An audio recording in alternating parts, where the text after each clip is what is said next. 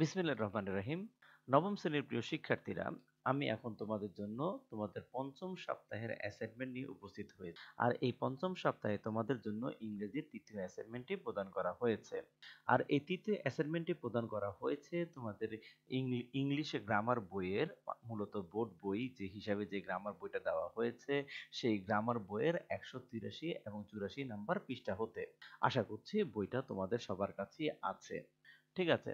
আর এই 183 এবং 84 নম্বর পৃষ্ঠায় কি আছে? অ্যাক্টিভিটি 3। আর অ্যাক্টিভিটি 3 তে কি দেওয়া আছে তা অবশ্যই আমরা জানবো। তো চলো আমরা স্লাইডটাতে দেখি স্লাইডে কি আছে। দেখো, অ্যাক্টিভিটি 3 তে যা আছে সেটা হচ্ছে দ্য প্যাসিভ। তার মানে হচ্ছে এই সপ্তাহে তোমাদের জন্য চেঞ্জিং সেন্টেন্স দেওয়া হয়েছে। চেঞ্জিং সেন্টেন্সে কি আছে? দ্য প্যাসিভ মানে ভয়েসের উপরে একটা কাজ দেওয়া হয়েছে। তার মানে প্যাসিভ ভয়েস সম্পর্কে আমাদের বিস্তারিত জানতে হবে। আশা করছি প্যাসিভ ভয়েস সম্পর্কে আমরা কিছুটা জানি।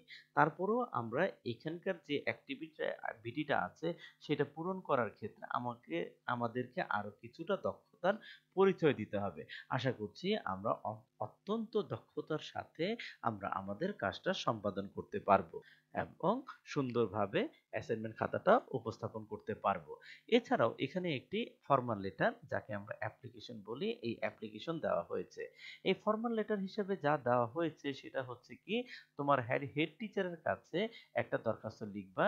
সেই দরখাস্ততে কি লিখবা? Arrange for safe drinking water for the students. তার মানে তোমাদের স্কুলে তোমাদের জন্য নিরাপদ খাবার পানীয়র জন্য ব্যবস্থা করার জন্য তোমার প্রধান শিক্ষকের নিকট একটি দরখাস্ত লিখবা। তো আশা করছি দরখাস্ত লেখার নিয়মটাও তোমরা জানো। আজকে হয়তো আমার পক্ষে এই দরখাস্তটা দেখানো সম্ভব হবে না। আমার পরবর্তী ভিডিওতে আমি এই দরখাস্ত নিয়ে আলোচনা করব। তো আশা করছি তোমরা খুব ধৈর্য সহকারে এই ক্লাসটা দেখতে থাকবা। প্যাসিভ হিসেবে আমাদের যে কাজটা প্রদান করা হয়েছে সেটা হচ্ছে আমাদের বা তোমাদের ইংলিশে গ্রামার বইয়ের 12 নম্বর অধ্যায় থেকে। এই 12 নম্বর অধ্যায়ে মূলত কিছু আলোচনা আছে। আলোচনার পরে গিয়ে অ্যাক্টিভিটি 1 2 3, আর অ্যাক্টিভিটি 1 2 3 এর মধ্যে থেকে শুধুমাত্র 3 কিন্তু তোমাদের দিয়েছে। তো আশা করছি খুব ধৈর্য সহকারে এই ক্লাসটা দেখবা প্রথম থেকে শেষ পর্যন্ত। প্রিয় শিক্ষার্থী, আমি কিন্তু প্রথমেই তোমাদের অ্যান্সারটা দিয়ে দিতে পারতাম, কিন্তু না। প্রিয় শিক্ষার্থী, আমি অবশ্যই অ্যান্সারটা দিব, অবশ্যই সেটা ক্লাসের পরে, মানে এই ভিডিওর শেষ অংশে গিয়ে আমি অ্যান্সারটা দিয়ে দিব। কিন্তু তার আগে যদি আমরা কিছুটা শিখি, আমাদের কি কি কোনো লস আছে? লস নাই। তো এখানে দেখো, read the following conversation and notice the position of ইং ভার্ব। এখন এইখানে আমাদের ইং ভার্বের পজিশনটা দেখতে বলছে। ইং ভার্বের পজিশনটা দেখতে বলছে। তার ইং ভার্বের পজিশন, তার প্যাসিভে ইং ভার্বের পজিশনটা কি রকম হয় সেটা দেখব। প্রথমে আমরা প্রেজেন্ট সিম্পল টেন্সের প্যাসিভ ভয়েসটা সম্পর্কে একটু জেনে নেই বা দেখে নেই। এখানে বলছে, একজন বলছে, দেখো, how many countries in the world use English. এই পৃথিবীর কতটা দেশ ইংরেজি ব্যবহার করে? এখন English is used by almost all countries in the world. দেখো, ইজ ইউজড, প্রিয় শিক্ষার্থী, ইজ তো আমরা সবাই চিনি। ইজ হচ্ছে একটা অক্সিলারি ভার্ব, প্রেজেন্ট টেন্সের একটা অক্সিলারি ভার্ব, আর এই অক্সিলারি ভার্বটা ব্যবহার করা হয় প্রেজেন্ট কন্টিনিউয়াস টেন্সে। কিন্তু প্রিয় শিক্ষার্থী, আমরা জানি প্রেজেন্ট কন্টিনিউয়াস টেন্সে এই এম ইজ আর এর পরে ভার্বের সাথে আইএনজি থাকে, তাই না? আইএনজি থাকে, এটা আমরা সবাই জানি। কিন্তু এখানে কি ভার্বের সাথে আইএনজি আছে? নাই। কি আছে? ভার্বের পাস্ট পার্টিসিপল ফর্ম দেওয়া আছে। তাহলে এটা হচ্ছে প্যাসিভ ভয়েসে আছে। তার মানে কি, এই অংশটুকু, এই সেন্টেন্সটা প্রেজেন্ট ইনডিফিনিট টেন্সের প্যাসিভ ভয়েসে আছে। আরেকটু কিভাবে জানবো? যদি কোনো সেন্টেন্সে তুমি বাই পাও, বাইয়ের আগে যদি শূন্যস্থান থাকে, প্রিয় শিক্ষার্থী, তাহলে তুমি যেই কাজটা করবা তার আগে তুমি অবশ্যই ভার্বের পাস্ট পার্টিসিপল ফর্ম ব্যবহার করবা, এবং অবশ্যই সেই ভার্বের পাস্ট পার্টিসিপলটার আগে অবশ্যই একটা অক্সিলারি ভার্ব ব্যবহার করতে হবে। যদি প্রেজেন্ট টেন্সে হয় বা প্রেজেন্ট ইনডিফিনিটে হয়, তাহলে সেখানে তুমি অক্সিলারি ভার্ব হিসেবে সাবজেক্ট অনুসারে এম ইজ আর ব্যবহার করবা। আর পাস্ট টেন্সটা এখন আলোচনা নাই করি, যখন আসবে তখন অবশ্যই আমাদের দেখা যাবে। এরপরে এখানে দেখো, ইজ, এম ইজ আর এর পরে, এখানে ইজ এর পরে এখানে ইউজড টু ছিল, ভার্বের পাস্ট পার্টিসিপল ফর্ম ছিল, কিন্তু এখানে দেখো আর আছে। আর এর পরে কিন্তু ভার্বের সাথে আইএনজি আছে, আছে না? তাই কি, আইএনজি যেহেতু আছে, আর গোটা হচ্ছে ভার্ব। ঠিক আছে, গো এর সাথে আইএনজি আছে, ভার্বের প্রেজেন্ট ফর্মের সাথে আইএনজি আছে, কিন্তু তার আগে শুধুমাত্র অক্সিলারি ভার্ব আর আছে, তার মানে কি এম ইজ আর কোনো একটা থাকলো, তারপরে যদি ভার্বের সাথে আইএনজি থাকে সেটা কোন টেন্সে, সেটা হচ্ছে প্রেজেন্ট কন্টিনিউয়াস টেন্সে। আশা করছি শিক্ষার্থী বুঝতে পারছো। তারপরে এই সেন্টেন্সটাতে দেখো, we are working on it. We are, এখানে ওয়ার্ক হচ্ছে ভার্ব, ভার্বের সাথে আইএনজি আছে এবং তার আগে শুধুমাত্র অক্সিলারি ভার্বটা আছে, তাহলে এটাও প্রেজেন্ট কন্টিনিউয়াস টেন্স, এটা প্যাসিভ নয়। কিন্তু এখানে একটা সেন্টেন্স দেখো, the plane is being prepared by the class captain. The plane is being, এখানে দেখো ইজ আছে, আছে না অক্সিলারি ভার্ব, তারপরে কিন্তু আইএনজি আছে, তাহলে কি এটা প্রেজেন্ট কন্টিনিউয়াস টেন্স? হ্যাঁ, অবশ্যই প্রেজেন্ট কন্টিনিউয়াস টেন্স, কিন্তু এটা অ্যাক্টিভ নয়, এটা হচ্ছে প্যাসিভ। কারণ কোন সেন্টেন্সে যদি তুমি ভার্বের পাস্ট পার্টিসিপেলের আগে বিং পাও, কি পাও, ভার্বের পাস্ট পার্টিসিপেলের আগে বিং পাও, তাহলে সেটা অবশ্যই প্যাসিভ ভয়েস। আরেকটু সহজ পদ্ধতি বলি, যদি বায়ের আগে শূন্যস্থান থাকে আর সেটা যদি কোনো কারণে তোমাকে প্রেজেন্ট কন্টিনিউয়াস টেন্সে করার প্রয়োজন পড়ে, তাহলে তুমি অবশ্যই সেটা প্যাসিভ এই করবা, তার মানে প্যাসিভ এই প্রেজেন্ট কন্টিনিউয়াস টেন্সের প্যাসিভ ভয়েসেই করবা। তো আশা করছি প্রিয় শিক্ষার্থী বুঝতে পারছো, এই যে এখানে লেখা আছে দেখো, তোমরা যখন তোমাদের বইটা দেখবা তখন সেখানে অবশ্যই এরকম পাবা, প্রেজেন্ট কন্টিনিউয়াস টেন্স প্যাসিভ। ওকে, এখানে একটু ইন্টারগেটিভ আবারও দেখা যাচ্ছে, ইট ওয়াজ ইনভেন্টেড বাই মার্কনি। তাহলে হু ইনভেন্টেড রেডিও, রেডিওর কথা বলছে দেখো।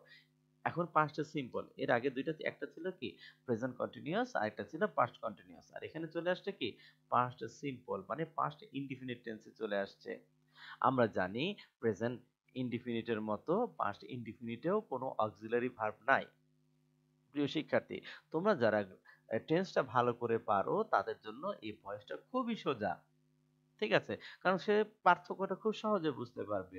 তোমরা কষ্ট করে অবশ্যই, যাদের এখনো টেন্সের দুর্বলতা আছে তারা কিন্তু অবশ্যই তোমরা টেন্সটা কমপ্লিট করার চেষ্টা করবা। এখানে দেখো, ইট ওয়াজ ইনভেন্টেড, তার মানে কি কারো দ্বারা আবিষ্কার করা হয়েছে, ইনভেন্ট করা হয়েছে, তার মানে কি ওয়াজ ইনভেন্টেড। যদি শুধু ইনভেন্টেড থাকতো তাহলে কিন্তু কিন্তু এটা প্রেজেন্ট, সরি, যদি শুধু ইনভেন্টেড থাকতো, ইট ইনভেন্টেড, তাহলে কিন্তু এটা পাস্ট ইনডিফিনিটেই হতো। কিন্তু যেহেতু এখানে ওয়াজ আছে, ইট ওয়াজ ইনভেন্টেড বাই, তার মানে এটা কি পাস্ট ইনডিফিনিটের প্যাসিভ ভয়েসে আছে, এটা পাস্ট ইনডিফিনিটের প্যাসিভ ভয়েসে আছে। তো আশা করছি বুঝতে পারছো। তারপরে this is a beautiful old building, when was it built. আবার পাঁচটা সিম্পলের আরো একটা উদাহরণ দিয়েছে, দেখো, it was built in the Mughal era, তাহলে এটাও যথারীতি বোঝা যাচ্ছে এটা পাস্ট ইনডিফিনিটের প্যাসিভ ভয়েসে আছে। কারণ এম ইজ আর যেমন প্রেজেন্ট কন্টিনিউয়াস টেন্সের অক্সিলারি ভার্ব, ওয়াজ ওয়ার তেমন পাস্ট কন্টিনিউয়াস এর অক্সিলারি ভার্ব। আর এই ওয়াজ ওয়ার এর পরে যদি আইএনজি না থাকে তাহলে বুঝতে হবে, ওয়াজ ওয়ার এর পরে যদি মূল ভার্বের সাথে আইএনজি না থাকে তাহলে বুঝতে হবে এটা হয় প্রেজেন্ট কন্টিনিউয়াস টেন্সে আছে।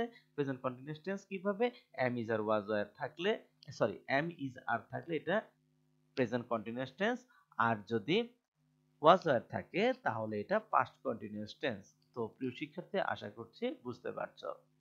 তারপরে এখানে দেখো, এই যে it was built by Mughal empire, তাহলে এখানেও যথারীতি এটা প্যাসিভই আছে। তারপরে you said you took the patient, you took the patient to the hospital. তারপরে ইয়েস আই ডিড।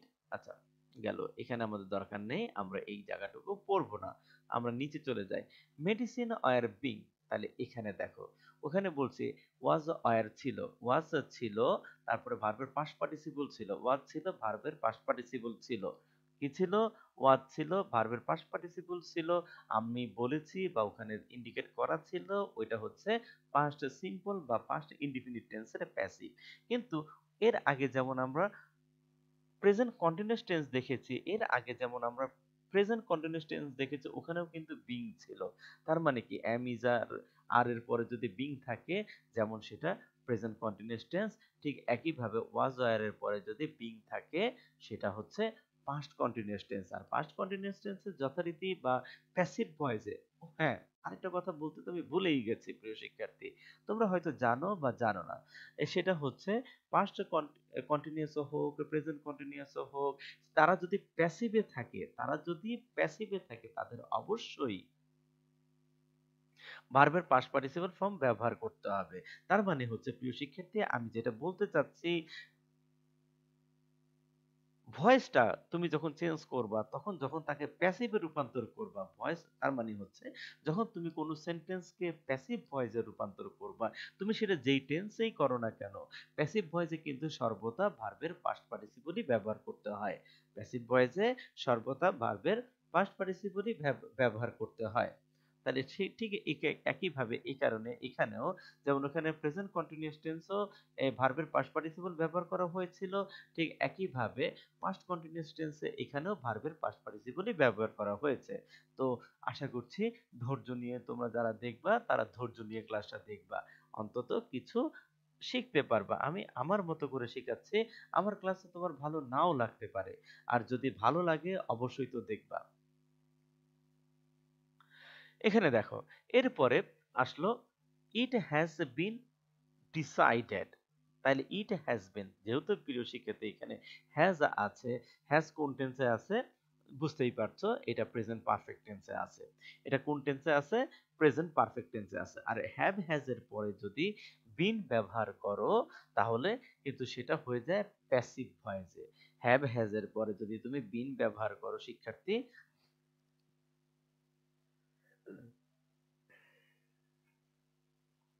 হ্যাভ বা হ্যাজ এর পরে যদি তুমি বিন ব্যবহার করো প্রিয় শিক্ষার্থী, তাহলে সেটাও কিন্তু প্যাসিভ ভয়েসে। আরেকটা কথা মনে রাখবা, প্রেজেন্ট পারফেক্ট হোক, পাস্ট পারফেক্ট হোক, বা ফিউচার পারফেক্ট হোক, সকল টেন্সেই কিন্তু মানে অ্যাক্টিভ ভয়েসে ভার্বের কিন্তু পাস্ট পার্টিসিপলই ব্যবহার করা হয়। আর প্যাসিভ ভয়েসেও ঠিক একইভাবেই পাস্ট পার্টিসিপলই থাকবে। হ্যাঁ, যেটা বলছি, শুধু পারফেক্ট টেন্স গুলোতে present perfect, past perfect, future perfect, এই পারফেক্ট টেন্স গুলোতে সব সময় ভার্বের অ্যাক্টিভ ভয়েসে ভার্বের পাস্ট পার্টিসিপল ফর্ম থাকে। আর এটাকে যখন তুমি প্যাসিভে রূপান্তর করবা, সেখানেও কিন্তু পাস্ট পার্টিসিপল ফর্মই ব্যবহার করবা। কিন্তু যেই কাজটা তোমাকে করা লাগবে, সেই কাজটা হচ্ছে সাবজেক্টের পরে তো হ্যাভ বা হ্যাজ ব্যবহার করবা বা হ্যাড ব্যবহার করবা। যেটাই ব্যবহার করো, প্যাসিভ করার জন্য অবশ্যই তোমাকে এদের পরে বিন ব্যবহার করতে হবে। তার মানে কি, present perfect, past perfect, future perfect, এই তিন প্রকার পারফেক্টের ফিউচার, এই প্যাসিভ ভয়েসে, এই তিন প্রকার পারফেক্টের প্যাসিভ ভয়েসে অবশ্যই তোমাকে বিন ব্যবহার করতে হবে। আশা করছি প্রিয় শিক্ষার্থী আমি বোঝাতে পেরেছি। তারপর teacher who will take the responsibility of booking the bus for the picnic. আচ্ছা, এখানে গেল। এরপরে দেখো আরো কিছু মডেল অক্সিলারি ভার্ব আছে। তোমরা আশা করছি মডেল অক্সিলারি ভার্ব গুলো চেনো। সেগুলো কি কি? Can, could, may, might, shall, should, will, would, তাই না? Can, could, may, might, shall, should, will, would, এগুলো হচ্ছে মডেল অক্সিলারি ভার্ব। এই মডেল অক্সিলারি ভার্ব গুলো যদি কোনো সেন্টেন্সে থাকে আর তাকে যদি প্যাসিভ করতে হয়, তাহলে কি করবা? তাহলে তুমি যে কাজটা করবা সেটা হচ্ছে এদের সাথে অবশ্যই তুমি বি ব্যবহার করবে, যেমনটা এখানে ক্যানের সাথে বি ব্যবহার করা হয়েছে। এরপরে যথারীতি প্যাসিভে অবশ্যই যেমনটা বলেছি সব সময় প্যাসিভে কি হবে? ভার্বের পাস্ট পার্টিসিপল ফর্ম হবে বা তোমাকে অবশ্যই ব্যবহার করতে হবে। তো আশা করছি শিক্ষার্থী আমি তোমাদেরকে বোঝাতে পেরেছি। আর যদি কোনো কোশ্চেন থাকে অবশ্যই সেটা আমাকে করবা, আমি অবশ্যই সেই মতো তোমাদের সমাধান দেওয়ার চেষ্টা করব। তো প্রিয় শিক্ষার্থী, এখন যে কাজটা রইলো সেটা হচ্ছে অ্যাক্টিভিটি 3। যেমন অ্যাক্টিভিটি 1, 2, এই হচ্ছে অ্যাক্টিভিটি 3। এই অ্যাক্টিভিটি 3 এর উপরে কিন্তু তোমাদের কাজ প্রদান করা হয়েছে। এই যে ঠিক তোমাদের গ্রামার বইয়ে এরকম করে দেওয়া আছে অ্যাক্টিভিটি 3। তাহলে এখানে দেখো কত বড় বড় গ্যাপ ফিলিং। আমরা সবসময় শিখে এসেছি কি? আমরা সব সময় শিখে এসেছি অ্যাক্টিভ ভয়েসকে প্যাসিভে রূপান্তর করো, প্যাসিভ ভয়েসকে অ্যাক্টিভে রূপান্তর করো, তাই না? আর সেই ক্ষেত্রে একটা পূর্ণাঙ্গ সেন্টেন্সে দেওয়া থাকতো প্রিয় শিক্ষার্থী, কিন্তু এখানে পূর্ণাঙ্গ সেন্টেন্স দেওয়া নাই, এখানে একটা কমপ্লিটিং সেন্টেন্সের মতো করে অংশ দেওয়া আছে। তাহলে এটা অবশ্যই ভেরি টাফ, তাই না? আমি কি করে এই অংশটুকু কমপ্লিট করব? প্রিয় শিক্ষার্থী, কোনো টেনশন নেই। এখানে দেখো এই অংশটুকুর শেষে তোমাকে কিছু ক্লু দিয়ে দিয়েছে। এই যে ক্লুটা দেখো, এ থেকে আই পর্যন্ত, এ থেকে আই পর্যন্ত অ্যাক্টিভিটি 4 শুরু হওয়ার আগে আই দিয়েছে। এখানে কিছু দেখো স্ল্যাশ দেওয়া দিয়ে তিনটা তিনটা দুইটা দুইটা তিনটা, হ্যাঁ প্রত্যেক জায়গায় তিনটা করে ওয়ার্ডই আছে।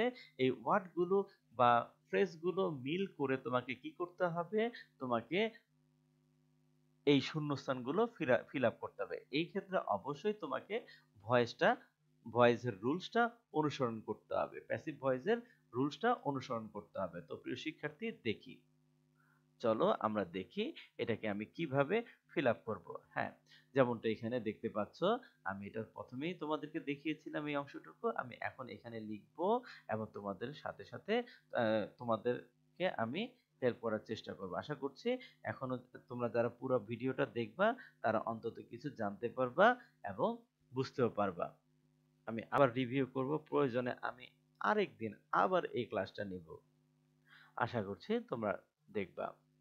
এখানে দেখো, যেমনটা বলেছি, এই যে তোমাদের যে অ্যাক্টিভিটি 3 এর নিচে এখানে যে ক্লুগুলো দেওয়া আছে, where the photograph taken, when they take, এই যে দুইটা ক্লু দেওয়া আছে, এই দুইটা ক্লু এর প্রথমটা দেখো, প্রথমটা কিভাবে ফিল আপ করছে। এই নাম্বারটা দেখো, এখানে কি বলছে? Where the photograph take, where the photograph take, এখানে স্ল্যাশ স্ল্যাশ দেওয়া আছে, তার মানে এখানে এই অংশটুকুই তোমাকে প্যাসিভ ভয়েসের নিয়ম অনুসারে কারেকশন করতে হবে। তাহলে এখানে দেখো কি বলছে, এখানে প্রথমে যেটা বলছিল তা আগে দেখে নি। Have you seen my recent post in Facebook, তুমি কি আমার সাম্প্রতিক পোস্টটা লক্ষ্য করেছো ফেসবুকে? আই বলতেছি yes, they are lovely, where were the photographs taken. তাহলে এখানে দেখো প্রিয় শিক্ষার্থী, এখানে কিন্তু হোয়ার দ্য ফটোগ্রাফ টেকেন, তার মানে এখানে কি দিয়েছে দেখো, ওয়ার দ্য ফটোগ্রাফ টেকেন। তার মানে এখানে এই ছবিটা কোথায় গ্রহণ করা হয়েছিল তা জানতে চাওয়া হচ্ছে। ওয়ার টেকেন ইন্টারগেটিভ সেন্টেন্স হওয়ার কারণে এখানে হোয়ারটা প্রথমে আসছে এবং কি হচ্ছে, তারপর অক্সিলারি ভার্বটা আসছে। ইন্টারগেটিভ সেন্টেন্স হওয়ার কারণে কি হয়েছে, অক্সিলারি ভার্বটা আগে আসছে আর সাবজেক্টটা সাবজেক্টটা পরে গেছে আর তারপরে ভার্বের পাস্ট পার্টিসিপল ফর্ম ব্যবহৃত হয়েছে। তো প্রিয় শিক্ষার্থী, আশা করছি বুঝতে পারছো আমার কথা। কি বলেছি, ইন্টারগেটিভ সেন্টেন্স হওয়ার কারণে ওয়ারটা প্রথমে আসছে, তারপরে সাবজেক্ট আসছে। সবসময় মনে রাখবে ইন্টারগেটিভ সেন্টেন্সে কিন্তু অক্সিলারি ভার্বটা প্রথমে ব্যবহার করতে হয়, আর অক্সিলারি ভার্ব না থাকলে টেন্স ও পারসন অনুসারে কিন্তু সাবজেক্টের আগে ডু ডিড ডাজ ব্যবহার করতে হয়। আর এখানে অক্সিলারি ভার্ব ব্যবহার করার সিচুয়েশন ছিল, এই কারণে এখানে ওয়্যার বসেছে আর এই যে ভার্বের পাস্ট পার্টিসিপল ফর্মটা ব্যবহার করা হয়েছে। আশা করছি বুঝতে পারছো। তো এই নিয়ম অনুসারেই কিন্তু আমাদেরকে পরবর্তী গুলো পূরণ করতে হবে। তাহলে বি নাম্বারের গ্যাপ ফিলিং এ কি দেয়, when they take, when they take.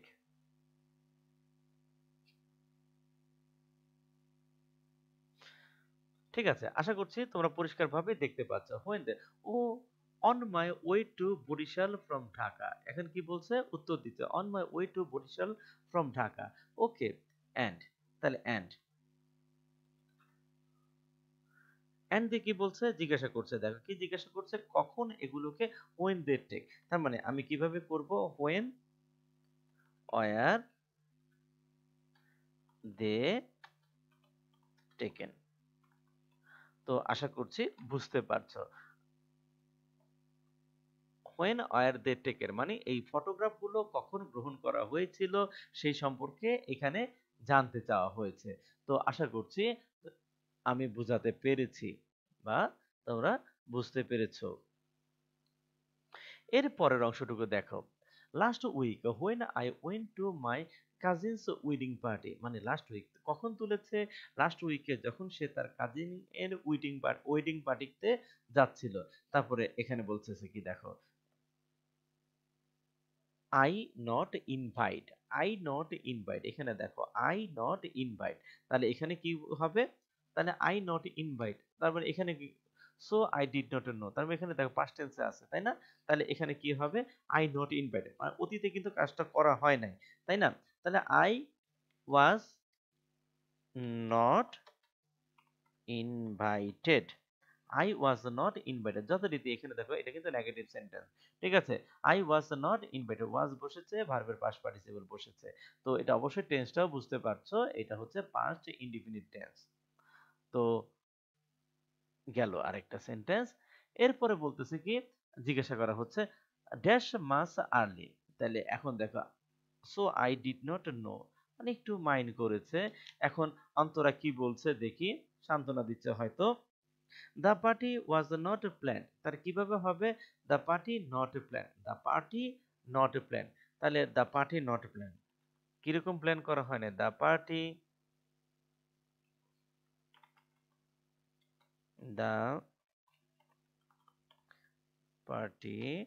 Was not planned. তার মানে এখানে কি বলছে দেখো, অন্তরা যেটা বলেছে সেটা হচ্ছে the party was not planned, কিভাবে প্ল্যান করা হয়নি, আর্লি, মাছ আর্লি, খুব বেশি দিন হয় নাই প্ল্যানটা করা হয়েছে। এর ফলে কি হয়েছে, and so that, and so that কি হচ্ছে, ওয়াজ not planned,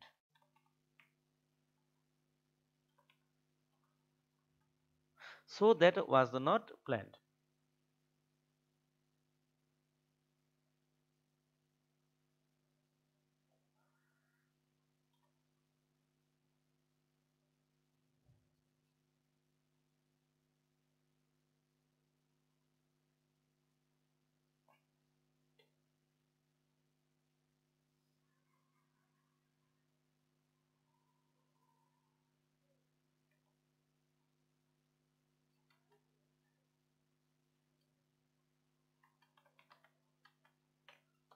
was not planned. হ্যাঁ, তো প্রিয় শিক্ষার্থী আশা করছি বুঝতে পারছো। তার মানে কি হচ্ছে, এর পরের অংশটুকু ওয়াজ নট প্ল্যান্ড।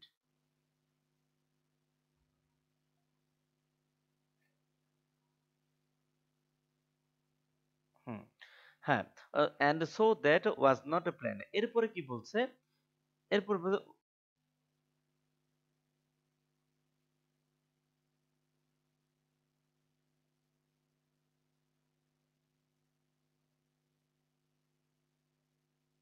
হ্যাঁ, তারপরে বলতেছে কি, many people are not invited, so that and sorry that was not plan, এখন ওরকম প্ল্যান ছিল না, এরকম প্ল্যান ছিল না। তারপরে বলতেছে কি the party was not plan, তারপরে কি বলছে দেখো, the many people invite, many people invite, তার মানে কি many people was not invited, are not invited, many people,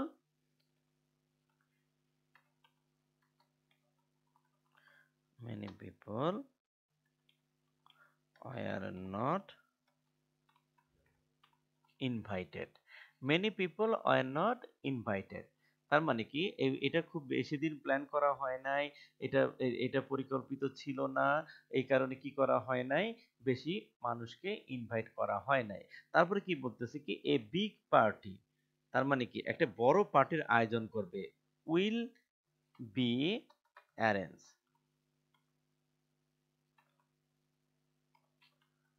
arrange soon, তাহলে এখানে দেখো এটা কি বলছে, arrange, many big party will be arrange soon. এখানে দেখো a big party arrange soon, a big party arrange soon কখন করা হবে, ভবিষ্যতে করা হবে, তাহলে উইল বি ব্যবহার করা হয়েছে, a big party will be arrange soon. দেখো প্রিয় শিক্ষার্থী এখানে কি বলেছিল, the party was not planned, এখানে কি বলেছিল, the party was not planned much early and sorry that was not planned. তো আশা করছি এই যে ডি নাম্বার এবং আশা করছি এই ডি নাম্বার এবং এই ই নাম্বার বুঝতে পারছো। এর ফলশ্রুতিতে কি করা হয়েছে, many people are not invented, many people are not invented, ঠিক আছে।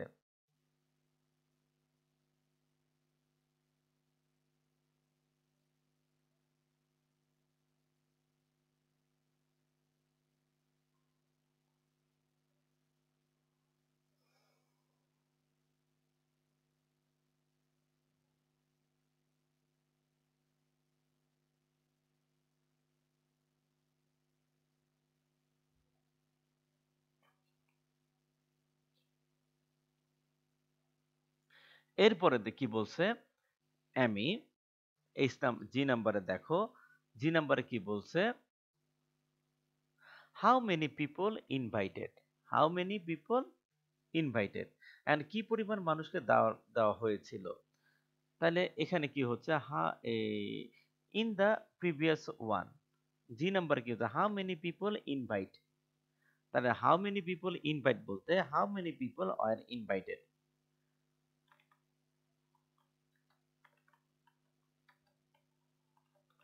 People are invited. তাহলে গেল how many people are invited. তাহলে এখানে কি how many people invite, how many people are invited. তারপরে এখানে কি বলছে, হাউ এইচ নাম্বার কি বলছে, হাউ মেনি পিপল ইন, আবারও বলছে how many people will be invited. দেখো all family members only roughly about 15-20। তাহলে এখন দেখো ফ্যামিলির মোট সদস্যদের মধ্যে প্রায় 15-20 জন ছিল, আর পরবর্তীতে বড় করে আয়োজন করা হবে এবং সেখানে কি পরিমাণ লোক থাকবে সেটা জিজ্ঞাসা করেছে। আবার দেখো how many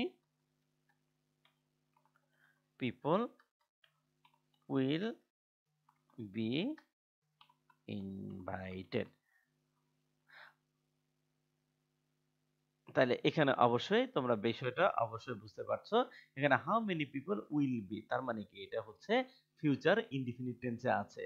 shall be, will be, এরপর শ্যাল বা উইল এর পরে যদি ভার্বের পাস্ট পার্টিসিপল ফর্ম থাকে এবং তার আগে যদি একটা বি থাকে, তাহলে প্রিয় শিক্ষার্থী বুঝতে হবে এটা প্যাসিভ ভয়েসে আছে। তো এটা প্যাসিভে আছে এবং এটা ফিউচার ইনডিফিনিট টেন্সে আছে।